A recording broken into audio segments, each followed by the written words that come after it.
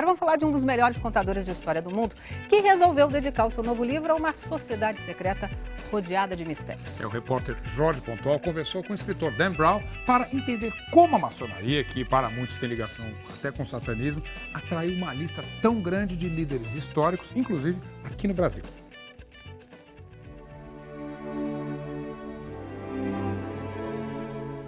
O mistério da maçonaria é o principal ingrediente do novo sucesso do escritor Dan Brown, O Símbolo Perdido.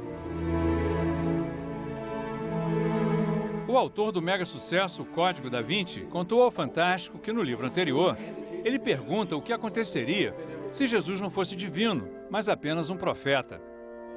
No novo romance, a questão é se o ser humano teria poderes divinos, uma ideia que, segundo ele, vem da maçonaria.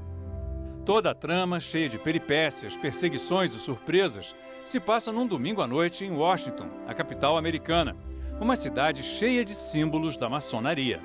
Alguns são bem evidentes, como o obelisco, símbolo da divindade, encimado por uma pirâmide que representa a evolução do ser humano.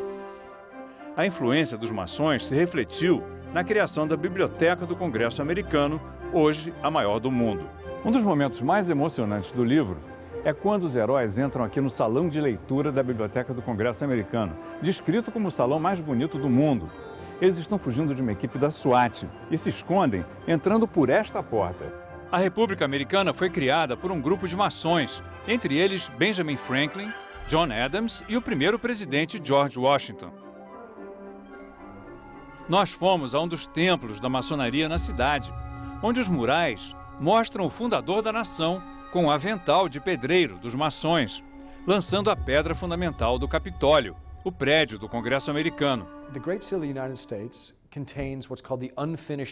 Dan Brown lembra que o símbolo mais sagrado da nação, que está nas notas de dólar, é a pirâmide da maçonaria, encimada por um olho, que simboliza a sabedoria. Segundo o escritor, a pirâmide, incompleta, sem o vértice, é um símbolo de que o ser humano e o país nunca estão prontos, sempre podem se aperfeiçoar. Dan Brown destaca que, ao contrário do que muitos acreditam, os Estados Unidos não foram fundados como uma nação cristã. Os fundadores eram maçons que seguiam o deísmo, uma religião universal, que usa os símbolos de todas as crenças e acredita que todos os homens nascem iguais, com o direito à liberdade de culto. Sobre o altar do templo maçom estão os livros das principais religiões. Não só a Bíblia cristã, como a Torá dos judeus, o Corão dos muçulmanos e as escrituras de outras tradições. O salão deste templo, na capital americana, é o cenário da cena final do livro de Dan Brown e certamente será recriado com muito mais colorido quando o filme for feito. O templo é exatamente como Dan Brown descreve. Ali no fundo, o trono, onde se senta o grande comandante soberano da ordem. Aqui, o altar, em torno do qual se realizam os rituais secretos. Mas os maçons negam que o iniciado tenha que tomar sangue de uma caveira, como Dan Brown conta no livro. Segundo eles, isso é só imaginação do autor.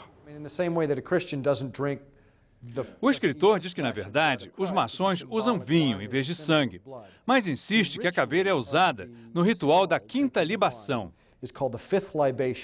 descrito num livro por um dos primeiros presidentes dos Estados Unidos, John Adams.